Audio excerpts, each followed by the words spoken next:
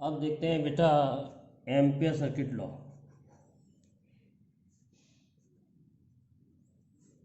Ampere circuit law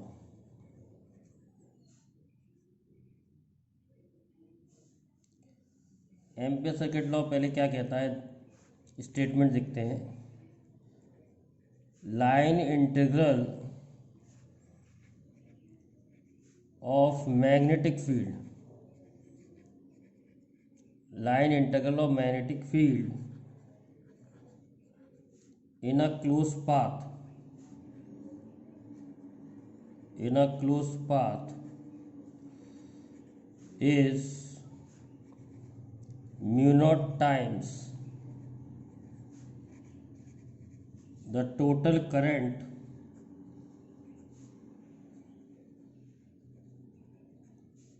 passing from the path.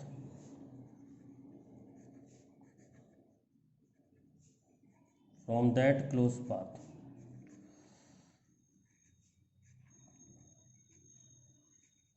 जैसे कैसे लिखेंगे line integral of magnetic field,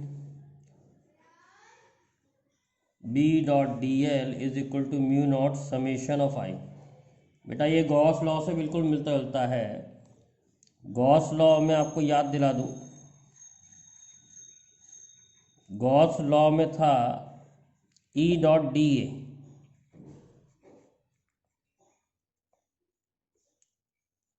अब फर्क क्या है बेटा, डी ए वहाँ पर सरफेस लिया था, surface integral of electric field on a close surface, वहाँ पर एरिया था, surface integral of electric field था मैग्नेटिक फील्ड की जगह, और क्लोज सरफेस था, is equal to total charge inside divide by epsilon naught. इससे मिलता जुलता तो है ही है। यहाँ पर लेंथ का इंटीग्रेशन करना है, एरिया का नहीं करना है।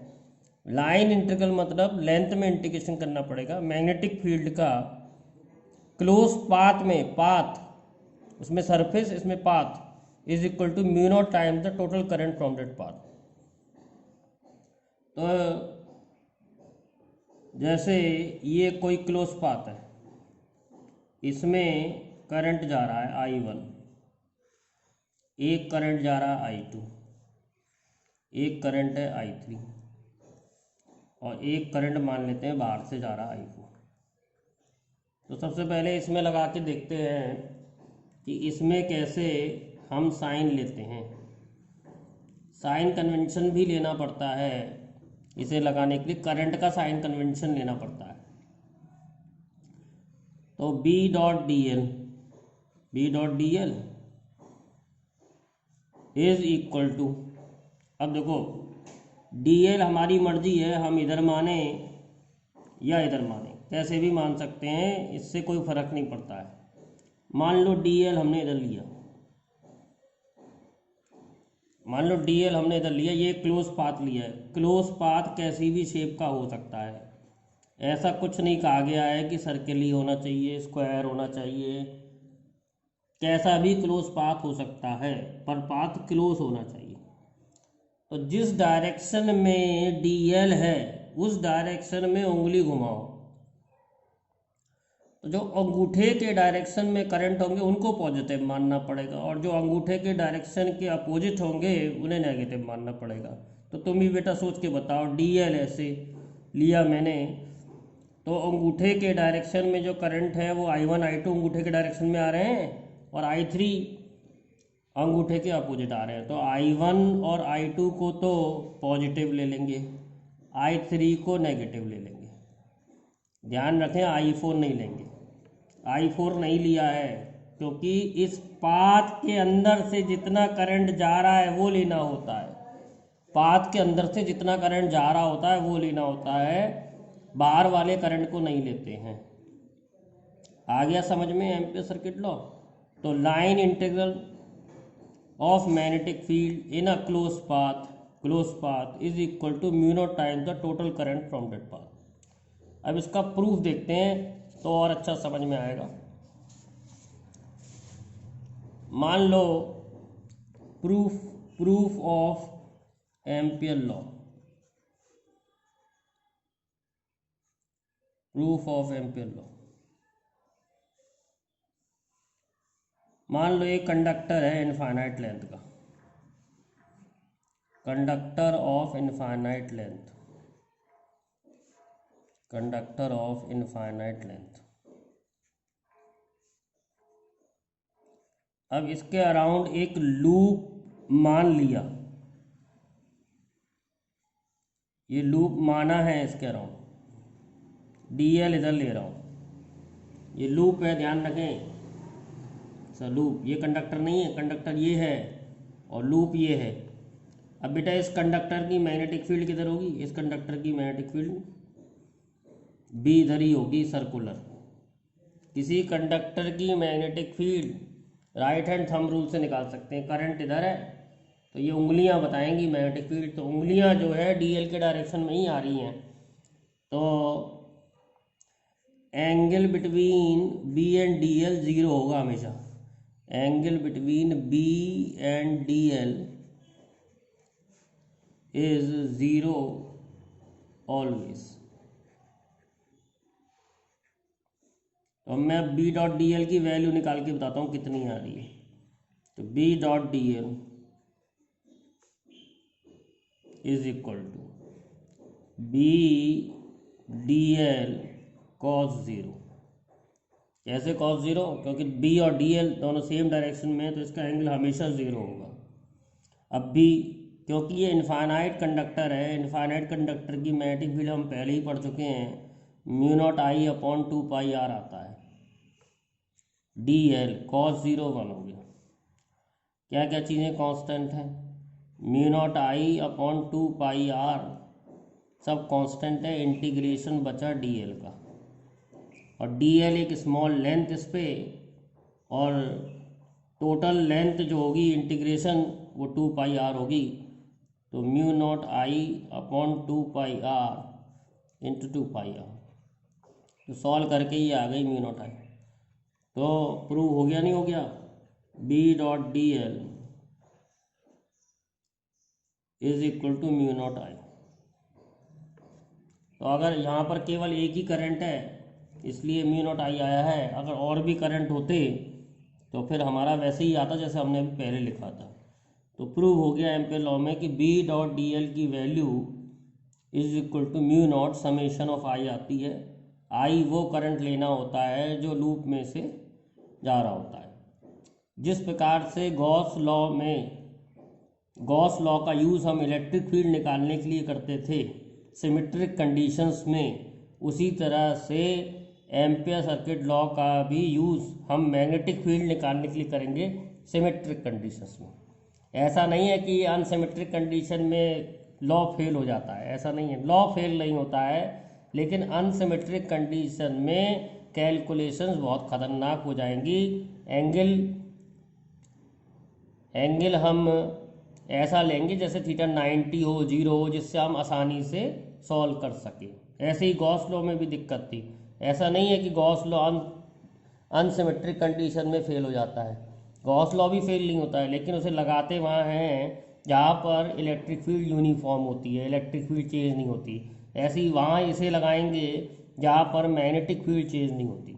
कुछ एग्जाम्पल्स से ये बात समझ में आएगी, डेरिवेशन कराएंगे उससे समझ में आएगी कुछ बात। देखते हैं बेटा,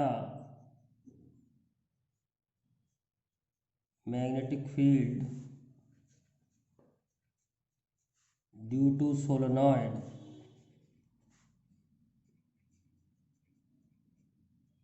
यूजिंग एम्पियर्स लॉ।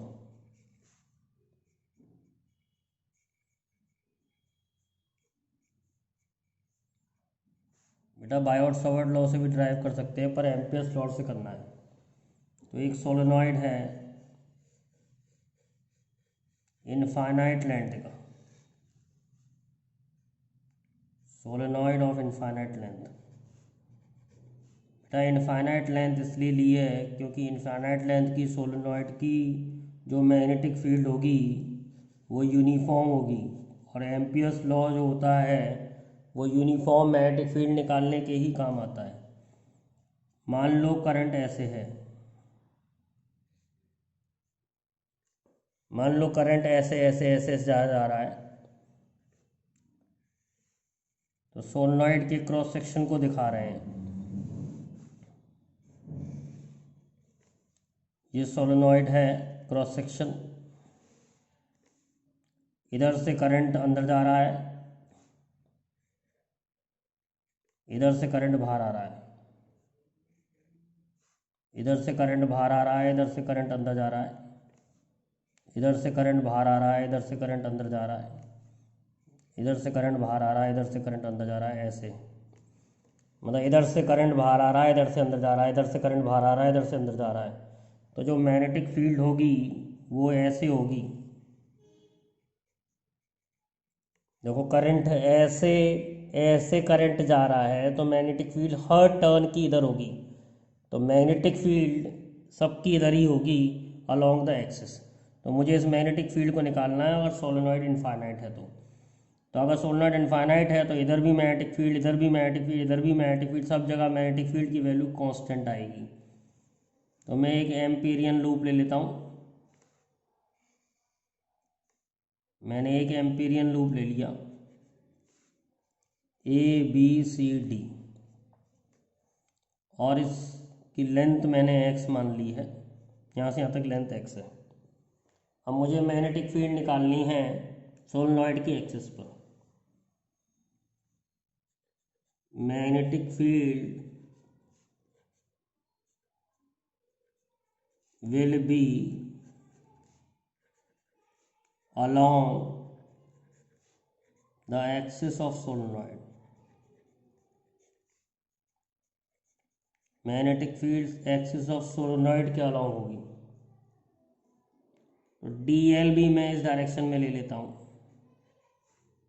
इधर DL इधर होगा, मैग्नेटिक फील्ड इधर होगी। तो सबसे पहले हम एम्पियर सर्किट लॉ लिखते हैं, B.dl is equal to mu naught summation of I। तो ये एम्पियर सर्किट लॉ है, B.dl is equal to mu naught summation of I। अब मैं इसके 4 टुकड़े कर लेता हूँ, B.dl A से B,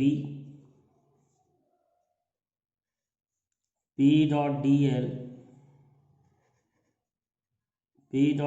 B से C, B.dl C से D, B.dl T से A is equal to mu naught summation of I। अब A से B में देखें, DL भी इधर है और B भी इधर है, तो B और DL के बीच का एंगल 0 है, तो BDL cos 0। B से C में देखें, B इधर है और DL इधर है, तो एंगल 90 बन रहा है, तो BDL cos 90। और बेटा सोलेनॉइड के बाहर मैग्नेटिक फील्ड होती नहीं है, सोलेनॉइड के बाहर मैग्नेटिक फील्ड नहीं होती, प्रूफ भी कर देंगे नहीं होती आगे। और D से A में B.dl के बीच का एंगल फिर 90 हो गया, mu naught summation of I।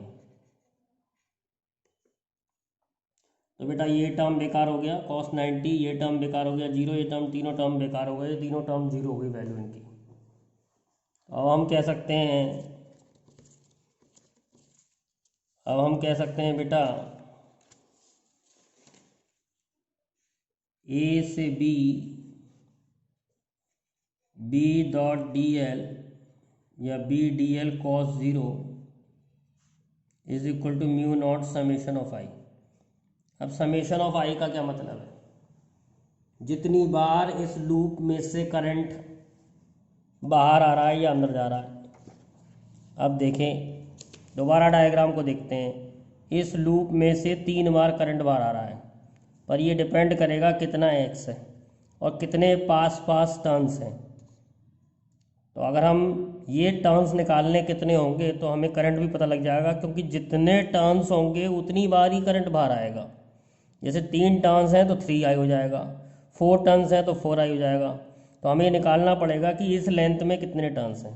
तो कैसे निकाल रहे हैं, मान लो n लेंथ में n टर्न्स हैं, आपने n लेंथ में n टर्न्स लपेटे हैं, तो 1 लेंथ में n/l टर्न्स होंगे। तो x लेंथ में कितने होंगे, n/l x। तो number of turns in loop आ जाएगा nx/l। तो जितने टर्न्स हैं उतना ही करंट होगा। तो हम लिख सकते हैं b dl a से b is equal to mu naught n/l xi। अब b बाहर आ गया, इंटीग्रेशन a से b dl is equal to mu naught n/l xi। वे डायग्राम देखते हैं। अब a से b dl लेंथ की लंबाई कितनी है, x। तो a से b dl की जो इंटीग्रेशन करेंगे वो आ जाएगा x। तो bx is equal to mu naught n/l xi। x और x कैंसिल हो गया, तो b का फॉर्मूला आ गया म्यू नॉट ni/l, जिसको हम फर्दर ऐसे लिखते हैं b बराबर b not mu naught ni। Small n है number of turns, small n है number of turns per unit length. अब मैंने बेटा एक बार ये कहा था कि सोलेनोइड के बाहर मैग्नेटिक फील्ड 0 होती है, तो ये हम क्या प्रूव कर सकते हैं कि सोलेनोइड के बाहर मैग्नेटिक फील्ड 0 होती है। बेटा इसको भी एम्पियर्स लॉ से ही प्रूव कर सकते हैं कि सोलेनोइड के बाहर मैग्नेटिक फील्ड 0 होती है। सपोज ये सोलेनोइड है, इधर से टर्न बाहर आ रहे हैं, इधर से अंदर जा रहा है करंट, इधर से करंट बाहर आ रहा है, इधर से करंट अंदर जा रहा है, इधर से करंट बाहर आ रहा है, इधर से करंट अंदर जा रहा है, इधर से करंट बाहर आ रहा है, इधर से अंदर जा रहा है। अब मुझे इस पॉइंट पे मैग्नेटिक फील्ड निकालनी है, तो मैं एक एम्पीरियन लूप इस पॉइंट से पास करता हुआ ले लेता हूँ। बेटा ध्यान रखना, जिस पॉइंट पे मैग्नेटिक फील्ड निकालनी है उस पॉइंट से लूप पास करना चाहिए। तो मुझे बाहर निकालनी है, तो ये बाहर से पास कर रहा है। अब देखिए B.dl को मैं कैसे ले सकता हूँ। अब देखो जैसे 2 बार टर्न बाहर आ रहा है और 2 बार टर्न अंदर जा रहा है, तो हम कह सकते हैं, मान लो इसकी लेंथ x है, तो n अभी बताया था n लेंथ में n टर्न्स हैं, 1 लेंथ में n/l टर्न्स होंगे, x लेंथ में n/l x टर्न्स होंगे। तो इतनी बार टर्न्स बाहर आ रहे हैं और इतनी बार ही टर्न्स अंदर आ रहे हैं, तो बाहर आने के लिए पॉजिटिव ले लिया और अंदर जाने के लिए नेगेटिव ले लिया आई। तो जितना करंट आ रहा है उतना करंट जा भी रहा है, तो B.dl की वैल्यू बेटा 0 आ रही है। तो B.dl की वैल्यू 0 आ रही है, तो B की वैल्यू 0। तो हम मान सकते हैं, वैसे ये सोलेनोइड के बाहर मैग्नेटिक फील्ड अप्रॉक्सीमेटली 0 कहते हैं, एग्जैक्टली 0 नहीं कहते।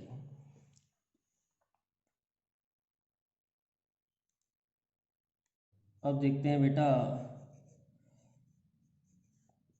मैग्नेटिक फील्ड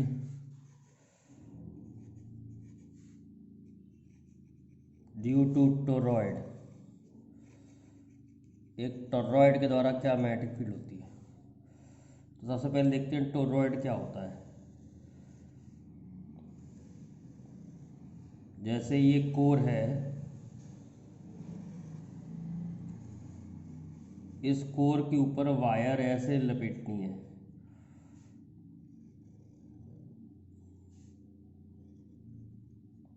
तो अगर हम इस तरह से वायर इस पे लपेटेंगे तो ये टोरॉइड हो जाएगा। अब मान लो वायर में करंट इधर है, तो अगर वायर में करंट इधर है तो वायर के द्वारा मैग्नेटिक फील्ड किधर होगी। तो करंट के डायरेक्शन में अगर मैं इसे पकड़ लूँ तो मैग्नेटिक फील्ड जो है वो थंब के डायरेक्शन में आ रही है, तो हर इस टर्न की मैग्नेटिक फील्ड इधर होगी, इस टर्न की मैग्नेटिक फील्ड इधर होगी, तो ऐसे मैग्नेटिक फील्ड इधर होगी, तो हर टर्न की मैग्नेटिक फील्ड इधर होगी। तो मैग्नेटिक फील्ड अपना डायरेक्शन चेंज कर रही है। मैग्नेटिक फील्ड जो होगी वो इस केस में along the axis of toroid होगी। जैसे इसका क्रॉस सेक्शन बनाएं,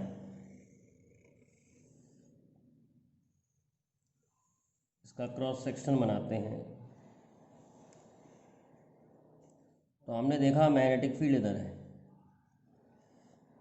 इधर से टर्न बाहर आ रहा है और इधर से टर्न अंदर जा रहा है, मतलब इधर से करंट बाहर आ रहा है, इधर से अंदर जा रहा है, इधर से करंट बाहर आ रहा है, इधर से करंट अंदर जा रहा है, इधर से करंट बाहर आ रहा है, इधर से करंट अंदर जा रहा है। अब मैं क्या करता हूँ, एम्पियर सर्किट लॉ लगाने के लिए एक पाथ लेता हूँ along the axis of toroid. तो ये मैंने पाथ लिया है, DL मैं इधर लेता हूँ। बेटा DL ऐसे ही चुनना पड़ता है जिससे या तो एंगल 0 हो जाए या 90 हो जाए, तभी हम सॉल्व कर पाते हैं एम्पियर सर्किट लॉ में। तो magnetic field in interior of toroid, तो B इधर है और DL भी इधर है, तो B और DL के बीच का जो एंगल है वो 0 है,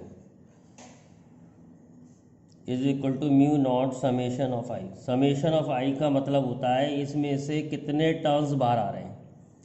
तो let there be n turns in toroid, let there be n turns in toroid, तो सारे टर्न बाहर ही आ रहे हैं। BDL cos 0 is equal to mu naught NI, सारे टर्म्स बाहर आ रहे हैं। तो B मुझे निकालना है, integration DL is equal to mu naught NI। अब DL ये स्मॉल एलिमेंट है, इसकी लेंथ ये कंप्लीट पाथ की लेंथ होगी, तो कंप्लीट पाथ की लेंथ हो गई 2πr म्यू नॉट NI। तो B का जो फार्मूला निकल के आ रहा है वो निकल के आ रहा है mu naught NI upon 2πr। तो इस तरीके से हम टोरॉइड की मैग्नेटिक फील्ड निकाल सकते हैं इंटीरियर ऑफ टोरॉइड या अलोंग एक्सिस ऑफ टोरॉइड। अच्छा, एक बात ध्यान में देने वाली है कि टोरॉइड की मैग्नेटिक फील्ड में कोई पोल्स नहीं होते, there are no poles in magnetic field of toroid. Solenoid की मैग्नेटिक फील्ड में तो होते हैं, लेकिन टोरॉइड की मैग्नेटिक फील्ड में कोई पोल्स नहीं होते, there are no poles in magnetic field of toroid.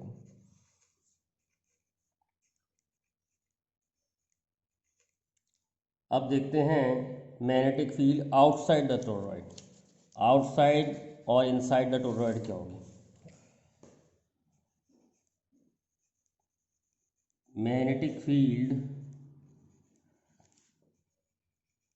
Outside the toroid, तो ये टोरॉइड है,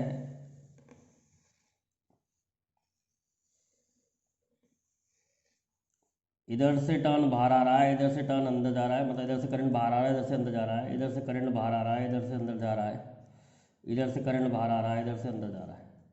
और मुझे मैग्नेटिक फील्ड यहाँ निकालनी है इतनी दूरी पर, आउटसाइड P पॉइंट पे एट अ डिस्टेंस R निकालनी है मैंने मैग्नेटिक फील्ड।